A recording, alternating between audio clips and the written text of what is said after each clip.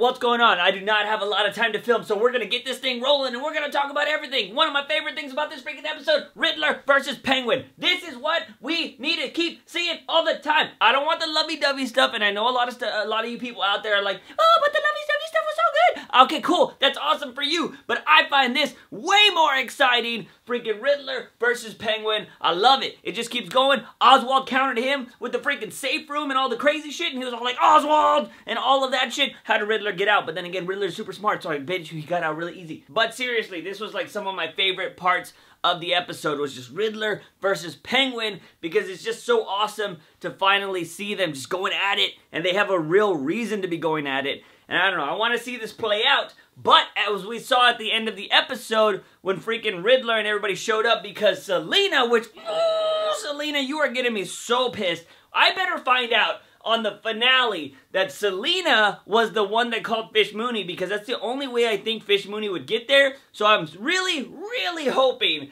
that Selena was the reason that— shut up, phone! I'm really hoping that Selena called Fish Mooney, because I'm getting tired of her like, oh, what is in it for me? What is in it for me? And I know that's very Catwoman-like. She always has to have something in return. But at the same time, Catwoman usually does help out the good guy or the better half of the situation while betraying other people at the same time. But like, she's constantly doing that to Batman. But I better see that. I better see that she actually helped out Penguin at the same time feeling like she helped out somebody else. You know what I mean? So I'm hoping that happens, because she's really starting to annoy me with this me kind of bullshit. But back to the end of the episode, we saw Fish Mooney return, and she entered like a badass. And that's even what Butch said. She was like, well, that girl really knows how to make an entrance. And Tabitha was pissed. She was like, bitch. But she did. She entered like a badass. And I actually like Fish now. I hated Fish in Season 1 and whatever parts of Season 2 she was in. Or she wasn't really in Season 2 much. But, you know what I mean? She wasn't in Season 2 at all, except for the Easter eggs. But I hated her in freaking Season 1. I was like, oh! But I like her now. She's cool now that she's, you know, a meta-human or whatever they're calling her. But she's like super awesome. And it was just cool to actually see her show up and she'd be like, oh, this is what I love about Gotham. Everybody's always pointing guns at each other. But I told you guys a long time ago that I thought this was going to be like a Fish versus Barbara thing, because Barbara wants to be the queen, and she just saw the old queen show up, and she's all like, bitch. But did you see the respect? And even Fish called it out. She was like, this is what I like. This is the respect. Barbara was just like, bitch, fuck. And she just like put up her gun. She didn't even bother pointing the gun at Fish. It was like, nuh-uh. She was like, I'm not messing with this. So it's going to be really interesting to see what's going to happen in the finale with Fish and everything like that. I'm going to try to do a trailer breakdown since there's no other shows. I'll try to get that out in the next couple of days or whatever. But because there's some stuff about the finale that's like, oh, but you know what I'm talking about. Speaking of Barbara, can't we just point out what she was wearing today? Can't we just point out what she was wearing in this freaking episode? All black dress with little like pokeball-y things on it and red gloves. I wonder who wears black and red. I wonder who wears the black and red. Motherfucking Harley Quinn! A lot of you guys are trying to push it to Lee. They're like, no, it's gonna be Lee. It's gonna be Lee. Because over here, Lee is blah, blah, blah, blah, blah. No, I'm holding true to freaking Barbara becoming Harley Quinn. I'm holding to that. I'm telling you, it's gonna happen. Anyways, why do you think Fish actually took Penguin? And why didn't Penguin be like, Ivy's with me, bring Ivy? But I'm pretty sure that, you know, Fish wouldn't have allowed that, because Penguin probably knows her good enough to be like, oh, I'm not going to be able to bring you Ivy, sorry. And then we already know Barbara and them weren't going to kill Ivy, but at the same time, I feel like, I don't know, maybe Fish was only taking Penguin so she can, you know, I don't know, maybe Selena's going to be where Fish is at, and Selena's going to be like, look, I saved your life, blah, blah, blah, I called Fish, whatever. I don't really know what's going to happen there.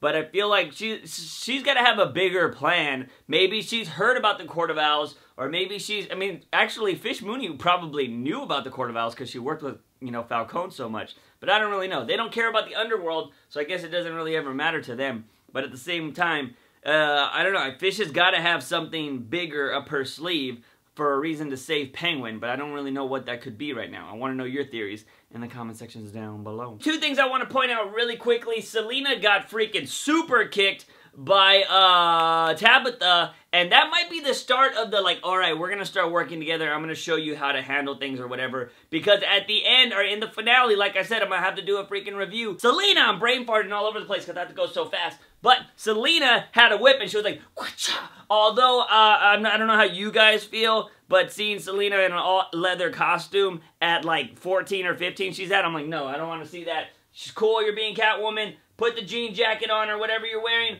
I don't need to see this. Like, put on some proper clothes, young lady! Seriously though, that might be the start of Tabitha trying to show Selena, like, the ropes in the future. Again, also, seriously though, that might be Tabitha and Selena probably starting a relationship there at some point. I mean, because how does she get the whip? That has to be Tabitha's whip. I also think that it's probably in the Sirens Club. So I feel like she's gonna take her under her wing, especially now that her and freaking Barbara are like, oh, you know, they're all at each other's faces, and they don't like each other anymore, and they're probably gonna try to kill each other. Second thing is, what if Tabitha is the freaking reason that Barbara becomes Harley Quinn? Seriously, what if they finally go at it in the finale and something causes Barbara to fall over a ledge or whatever and it just makes her go crazy? And what if it's not necessarily, she could be in love with Jerome, maybe that's the person she goes and like falls in love with later or just hangs out with later. Maybe it's not necessarily a love thing, but what if she like so damaged by love because of Tabitha, and she's like, oh, I thought there was loyalty and blah, blah, blah, blah, blah, but what if her whole damaged love persona, because you know Gotham is very different on this show, and Barbara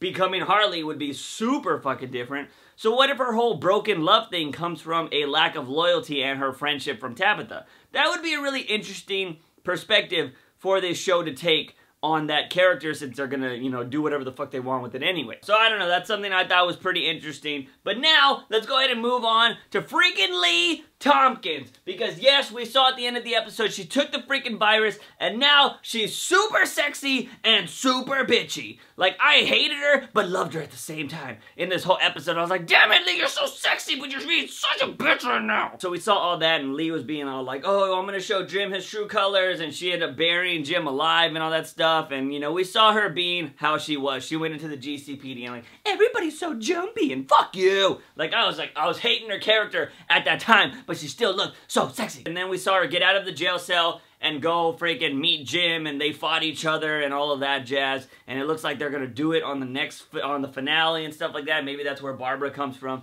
you know. But then Barbara's gonna freaking have super virus in her body, and is that how she's gonna become Batgirl? I don't know. She's gonna be a super baby. She's gonna be able to lift her crib up and shit. I don't know. But that would be freaking hilarious. But then again, they would never have a baby and name it Barbara, because freaking Barbara in this show, I don't think Barbara Gordon is ever going to be born. Mini rant done. But personally, how did you guys feel about Gordon taking the virus? I hated it. I didn't like that he took the virus, because it just, I don't know, it kind of seemed kind of cheap. I was kind of hoping that maybe he'd pass out and he'd be like, all right, this is it. And he would die, but then they would not die. But they would find him right when he passes out, and they have to like bury, like take him out or whatever. I was kind of hoping that's what was going to happen, instead of the whole like, oh, I'm a virus, blah, let me get out. Like, how freaking deep did Lee bury him? Because I want to know, like, could you actually climb out of a freaking burial? If, like, is that a thing? Is there a YouTube video about that? Like, how do you do that? I know he's got superpowers, but, like, I don't know. I just thought it was kind of cheap. And why do you automatically get more air if you get the virus? You know what I mean? Like, shouldn't you still die if he's losing air? Like, come on, Gotham. Come on. So, yeah, I didn't really like Gordon getting the virus, and now he's, you know, super crazy. What is his problem? Does he have an eye for justice? Is that going to be his thing? That would be pretty interesting, because that's very Batman. But, you know, but Batman wouldn't have taken the virus. Although he might have, you know, to be honest, if it really required it. Because he's done a lot of things. Yeah, you know what? Actually, Batman would fucking take the virus. Especially if you're reading All-Star Batman right now. He took some shit to fucking beat Freeze. Or was it to beat Ivy? I don't know. Yeah, that Batman would do that. Moving on to Badass Alfred. We saw that dude just, oh man, he's getting better and better every week. And this week we saw him muscling Hugo Strange, holding him off, all gangster style, holding him off by his tie on a freaking building. He's like, you're gonna tell me where young Master Bruce is, and all of that shit. And I thought that was freaking awesome. But yeah, so we see freaking Alfred being a badass. He knocks out what's his name after he gets the information. He also told Bullock, he was all like, yo, you know where we got our crystal owl at? Well, it wasn't on this damn map. So I think every crystal owl probably has different locations on every map, or there's other secret locations of crystal owls, which is really interesting because I remember I told you guys, I was like, why is it so important that their crystal owl that they stole had all these lasers and stuff? So maybe there are these hidden locations for the Court of Owls, which in the Batman comics, there are Court of Owls locations all over. Like, even in Bruce Wayne's old buildings that he owns have Court of Owls secret locations. So it doesn't surprise me that there are other hidden locations out there. Although, I guess that didn't really matter unless it's gonna play out in the finale of them finding other locations, because they heard stuff from the Whisper Gang. But I don't know, they were looking for Bruce this whole time, so I don't really know why other hideouts would matter, but I guess we'll find out on the finale. Before I talk about Alfred a little bit more, let's talk about Bruce, because they kind of cross storylines here that I want to talk about. That's going to be my big point, kind of. But anyways, so we saw Bruce in this episode, and we saw the Sensei, which we found out from Hugo Strange calling him Sensei, and we found out that he basically confirmed that he works for the Court of Owls, because he was basically saying that, and he got called a Sensei, and he said the person I'm working for, he's like, we just used the Court of Owls as a means. Did I say Court of Owls? I meant League of Assassins. So we found out that he's basically working for Ra's al Ghul, and in the trailer for the next one, we got a little sneak peek of Ra's, so we know that it's gonna freaking happen! But as we saw in this episode, the whole court actually just got killed, because we found out that, you know, this Sensei guy went to every place, or at least had all his talons go everywhere and kill all the members of the Court of Owls at those other safe houses that were from the Crystal Owl, because that's what he said. We heard the GCPD talk about how they searched every location and all they found were dead court members. So we saw the high, you know, council or whatever all get killed by talons in this episode, and Bruce was supposed to give the order, but he didn't. And that's what I want to talk about, because we saw it at the end of the episode too. He didn't press the button. Like, he didn't press the button because Alfred was like, don't do this, Bruce. Like, there's no coming back from that. And we saw Sensei freaking force him to push it. And then, you know, Alfred shot him like a few times, which was awesome. But before he died, freaking Sensei was like, go to this place and find the demon's head, which is freaking Ra's al Ghul or Ra's al Ghul, depending on how you want to say it. That is what I want to talk about. We see that Bruce is still kind of, you know, in this trance of like, oh my god, like, you need to freaking fight this thing or whatever. And we saw that he was like, you know, he kind of betrayed Alfred. He didn't really betray him, to be honest, in my eyes. But we saw he tried to fight him, and then the cops came in and kind of arrested him or whatever. And then we saw the red smoke blow up, and just, you know, everybody's infected now, and Gotham's gonna go crazy again.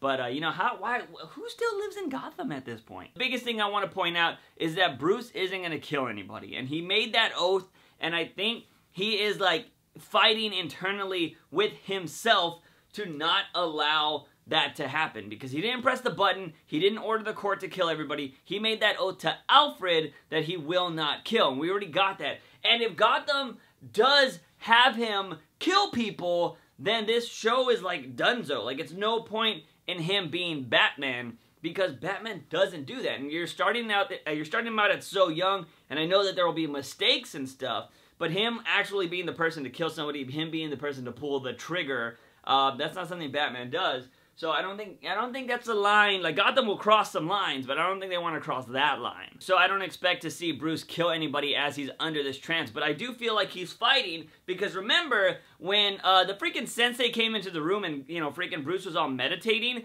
I think maybe he's trying to fight off this stuff and he's still thinking about his parents, because even when the Sensei came in, he was all like, what were you thinking about, Bruce? And he was like, I was thinking about my parents, and blah, blah, blah. He was talking about how he should have been the one to pull the order, or like, he was thinking about how he finally got justice for them, and, you know, he would feel better, but he feels like a failure because he didn't give the order. What if he's just, like, secretly just trying to fight off, you know, this whole, like, oh, I control you kind of shit? He doesn't have a controller anymore.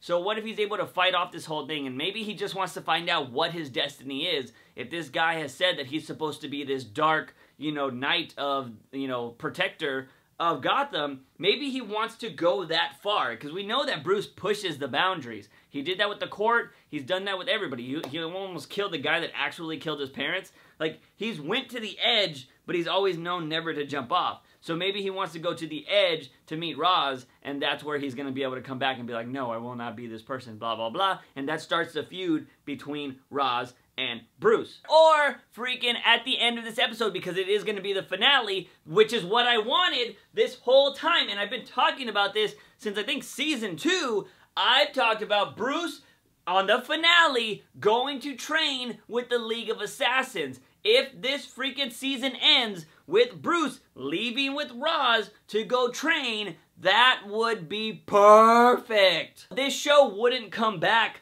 for what? It wouldn't probably come back till like October, so that's like 5 months or something. That would be like 5 months of freaking him training, and they could pass it off as a year or whatever, how far they want to jump ahead. And that would be a solid amount of training for Bruce to actually be something. Like, he'd be able to fight, he'd be able to do something like that. So that is what I like, and I'm just really interested to see what's going to happen with this whole situation. And I do think that Bruce is kind of fighting the whole mind control thing because he doesn't want to kill anybody, but he wants to get better and train and do all that stuff. And he feels like if he has to go to the dark side to actually train but still keep his humanity, I think that's what he's doing. That is something that Batman would do. He would learn like the freaking villain would, so he would know how to beat that. So maybe he's getting deeper and deeper into this crazy crime organization.